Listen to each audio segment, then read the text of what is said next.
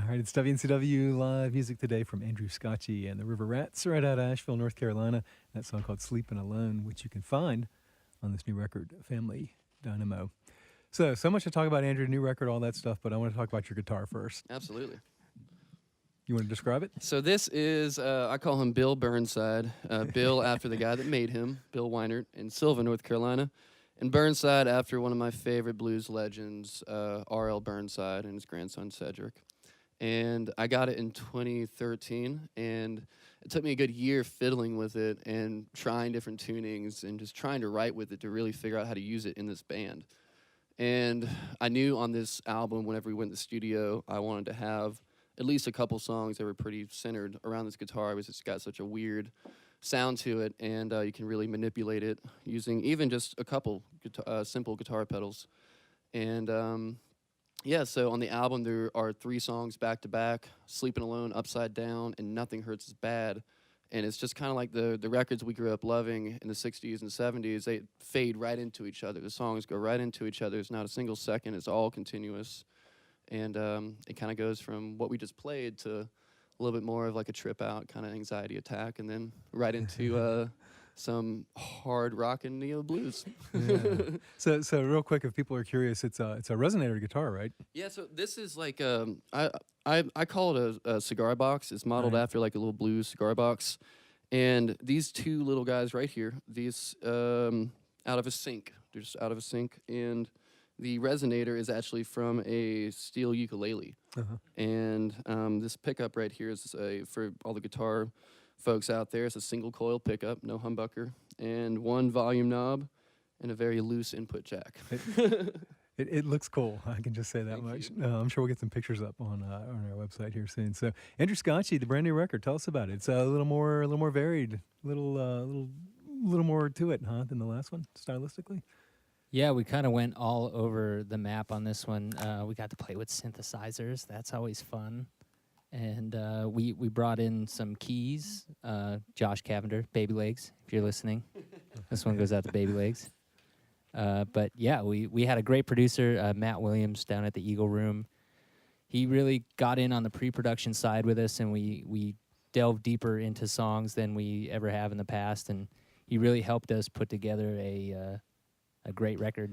We had a blast working with him. His just he dubbed it the Magic Band, and I felt like we made some magic with him. And It was the our 3 of second us. record with him too, like, so we knew him so well. The last album we put out in 2015, last studio album we put out, We All Say Hungry, was recorded in the same place, and he mixed and mastered it, and we did pre-production for this album. We've never done that before. We went in with Matt in a rehearsal space and just worked on dynamics and different parts, and like, where should this drum fill come in, like how much bass should be right here, where should this effect come in. And we also had Sean McCann from Hustle Souls and Brie Capone come in, and that just kind of filled out the whole Asheville community, music community love aspect of the album. It's got that in there.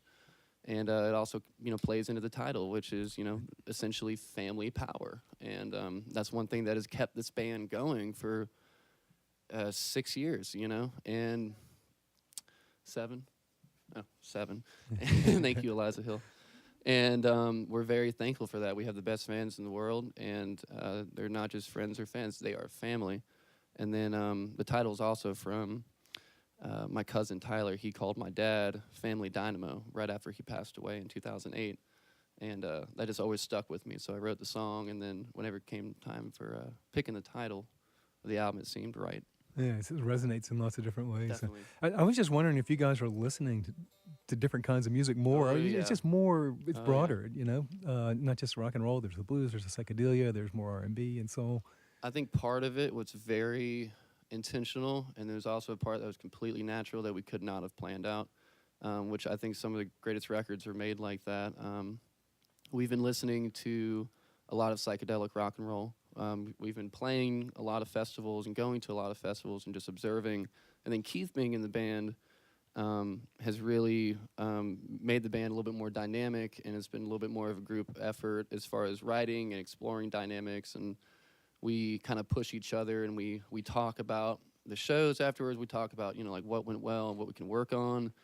And I think another aspect of it is just how road tested these songs were. Mm. Like we played them out for months before we even wanted to cut anything, and we did that because we wanted to give listeners like the best representation of those songs. And if you play them night after night, then you learn little things. You're like, oh, that could go there, or this might work. So On the record, there's a lot of horns. There's more parts, but at core, it's a trio thing now. Is that absolutely, yeah. We've been touring primarily as a trio, and we for festivals we'll try to bring in a horn section or a keyboard.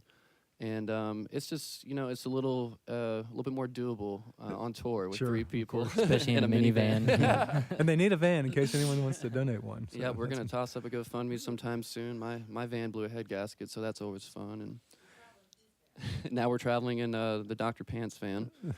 And yep, It's official. The official vehicle. I wonder, trio and then expanding with the horns and stuff. Does it change change the songs, change how you play them, or does it feel like regardless of the pieces, you're pretty much in the same piece of music? I think a lot of it has to do with the possibilities that we've seen as a trio. The first track, Who Put the Hurtin' on You, definitely showcases the direction we're going in as a trio and how we're writing together more. And I think just we had never really explored that possibility before. And once we got there, we're like, yeah, this feels really good. This feels right. And it's kind of like less is more sometimes, and there's more space. Sure. And again, you just push each other. When there's three of you, you're constantly locked in, and you're like, yeah, I can get it. You can't hide as much. Yeah, right? exactly. Yeah. Awesome. We are talking with Andrew Scotchie and the River Rats. This new record is called Family Dynamo. The big CD release show is the 29th, Friday the 29th at Highland Brewing Meadow up in Asheville. You have another show, I forgot the date, but... Yeah, we're going to be hitting the road starting July 4th again. Charleston, Jacksonville, Florida, Savannah. We're going back to the Visualite Theater Visualite, yeah. July 19th to open up for the Roosevelts. We're going to 185 King Street, the Willow Tree in Johnson City. We've got a bunch of great dates up right now at andrewscotchiemusic.com. Floyd Fest. Floyd Fest in Awesome. July, and Yeah, that's a first for us. And of course, in the fall, we're going to kind of close out busy season with Asheville Barnaroo at Franny's Farm, Yeah. September 28th through the 30th. And we've got the guitar monster himself, Eric Gales, coming through, and Aaron and the Wildfire, Big Daddy Love, Tall Tall Trees, Jane Kramer. It's Sister a really Ivy, fun lineup. Moon and Yeah, You. Sister Ivy, Moon and You, the list goes on. This is Barnaroo, Asheville Barnaroo. Mhm.